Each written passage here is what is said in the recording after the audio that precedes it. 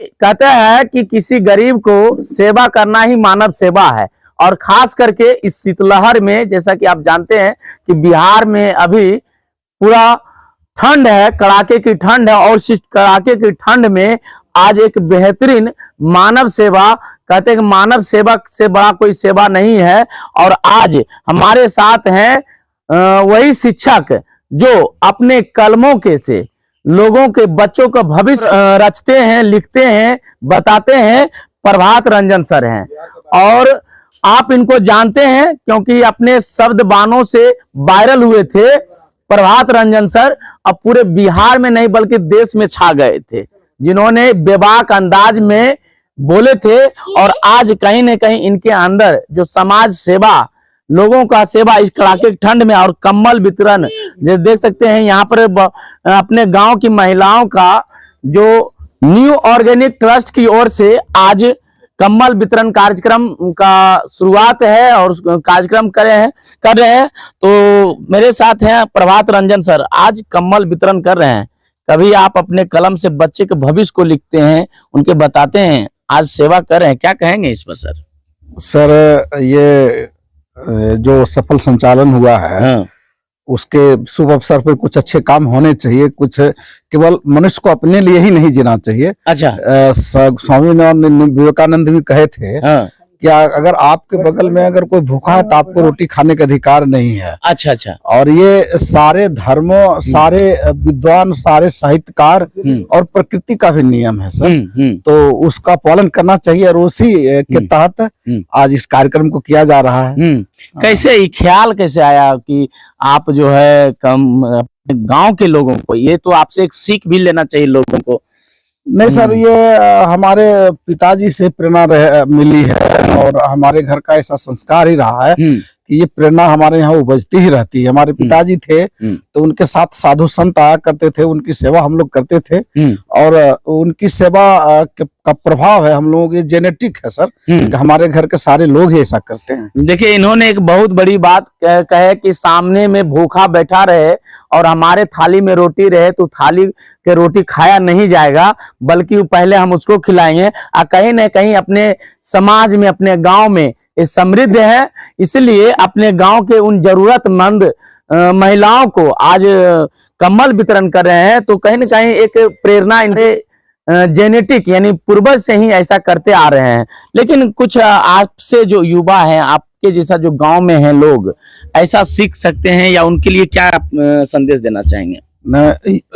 Sir, इससे उसका जो है गरिमा बढ़ता है और संस्कार बढ़ता है।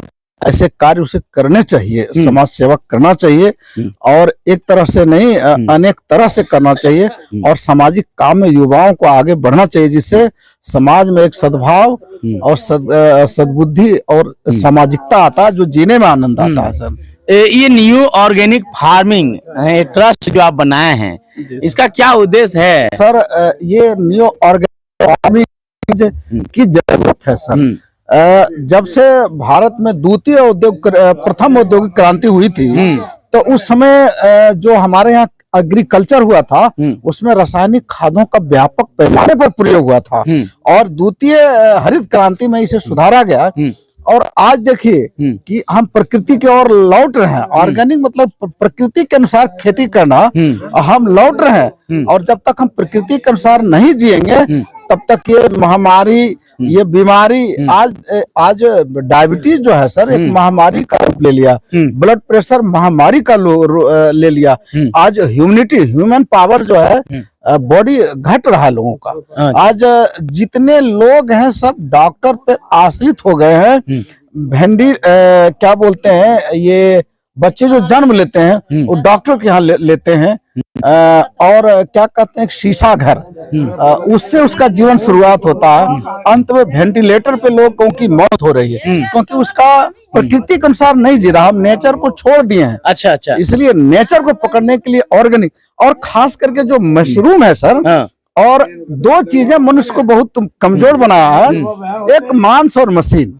हम मशीनों पर आश्रित हो गए और दूसरा मांस का हम प्रयोग कर रहे हैं। अच्छा। मांस का जो हम प्रयोग कर रहे हैं यह हमारा बॉडी इसके लिए बना नहीं, ये सूट नहीं तो करता आप है। मांस नहीं खाते हैं? जी सर, एक बात है कि आदत ज्ञान पर भारी होता है। अच्छा। हम लोगों को बचपन से यह आदत है कि मांस खाना है, और अब ज्ञान हुआ कि वो नहीं खाना है। अच्छा।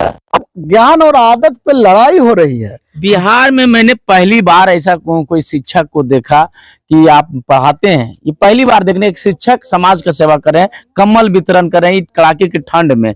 ये तो एक यूनिक है आप, और आप अपने शब्दवान से भी कहीं ना कहीं छाए हुए रहते हैं। सर ये जो अब जब आप गौतम बुद्ध कैसे यूनिक हो गए थे सर? अच्छा। जब वो अपने आप को पढ़े तो वो यूनिक हो गए।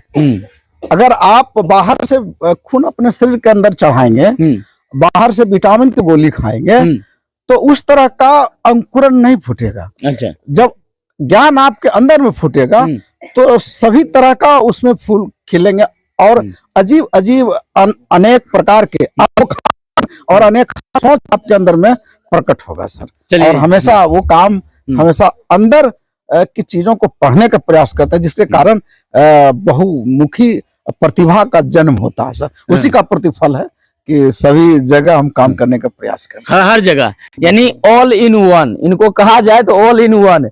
सभी कभी फार्मिंग का भी काम करते हैं, ऑर्गेनिक खेती का काम करते हैं, और देखिए इनसे प्रेरणा बहुत सारे युवा भी आए हैं। तो जानते हैं जो प्रभात रंजन सर का कार्य है, क्या आप लोग क्या सीख लेते हैं और क्या कितना प्रेरणादायक है?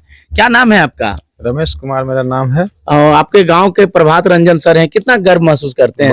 बहुत से ज्यादा बहुत अच्छा है।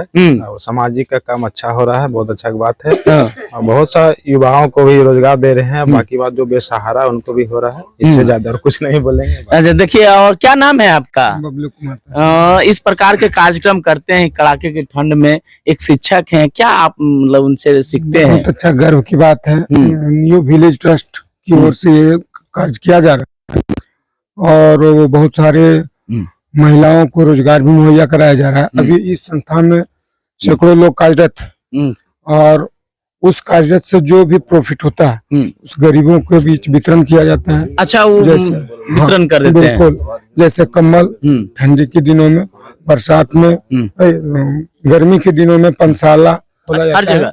ये सारी सामाजिक कार्य किया जाता है। ये बहुत गर्व की बात है। ये पतौना की धरती पे ये हमारे भाई लोग हैं जो इस कार्य को कर रहे हैं, बहुत अच्छा लगा। देखिए यहाँ के युवा में भी कहीं ना कहीं एक अच्छा मैसेज आता है। और मेरे साथ है न्यू ऑर्गेनिक फार्मिंग का अध्यक्ष विक्की गुप्ता जी। क्या कहेंगे, कैसे ये सोच लाए और ये कार्यक्रम अपने गांव में शुरुआत किए? न्यू विलेज ट्रस्ट की ओर से आपको हार्दिक अभिनंदन करता है।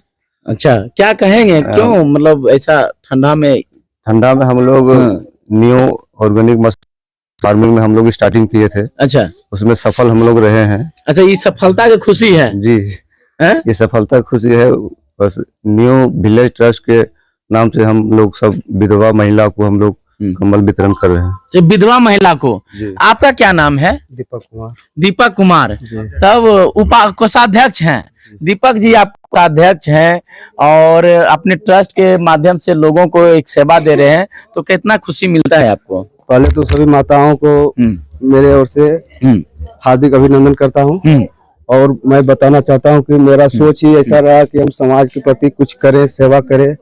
और हम लोग कुछ स्टार्ट किए हैं अभी, तो जितना हम लोग के साथ हो रहा है और सफलता मिल रहा है, तो उसके साथ मतलब अभी छोटा से ही स्टार्ट किए हैं। जैसे जैसे सफलता मिलेगा हम लोग को समाज सेवा करना है, यानी समाज सेवा करना है एकदम। समाज सेवा के प्रति हम लोग आत्मसमर्पण रहेंगे। चलिए देखिए, कहता है कि हमारे बुजुर्ग भी कहे हैं, पूर्वज भी कहे हैं कि यदि 1 रुपया कमाओ तो उसमें बांट करके खाओ।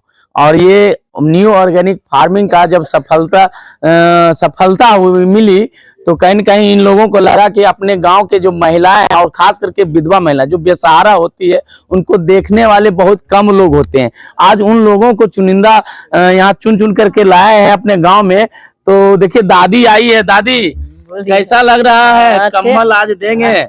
अच्छा लागत है। हाँ, हाँ, क्या कहेंगे सर के लिए? अच्छे कहबे। हाँ, क्या आशीर्वाद देंगे? खूब खुशी से। हाँ हाँ, देवे ने। अच्छा, देखिए दादी है और कुछ लोग हैं। चाची, की नाम है अपने के? चंपा देवी। अच्छा, आज कम्बल वितरण किया जा रहा न्यू ऑर्गेनिक फार्मिंग की तरफ से, क्या कहेंगे उनको? हाँ। क्या आशीर्वाद देंगे? दिएगा, जुग जुग जिए, लंबा उम्र हुए, हाँ। देखिए हम लोग के देखे। देखिए आप इधर आइए, तो ये मेरे पीछे जो जितना भीड़ है ये विधवा महिलाओं का है, और कहीं न कहीं लगता है कि जिस प्रकार से सेवा करके एक पुण्य कमाना चाहते हैं। चाची क्या कहेंगे सर के लिए, जो आपको विक्की जी हैं और प्रभात रंजन आज देंगे खुशी इस ठंडी में? आशीर्वाद देवे यार की। हाँ। और बड़खीन वृद्धखीन बढ़िया से यार इतना यार करखीन यार। अच्छा, मतलब और खुशी है? खुशी रहवे नहीं हाँ।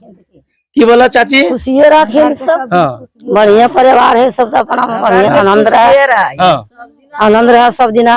देखिए मतलब कहीं न कहीं खुशी है इन महिलाओं में, इसलिए खुशी है कि इस प्रकार के कड़ाके की ठंड में शीतलहर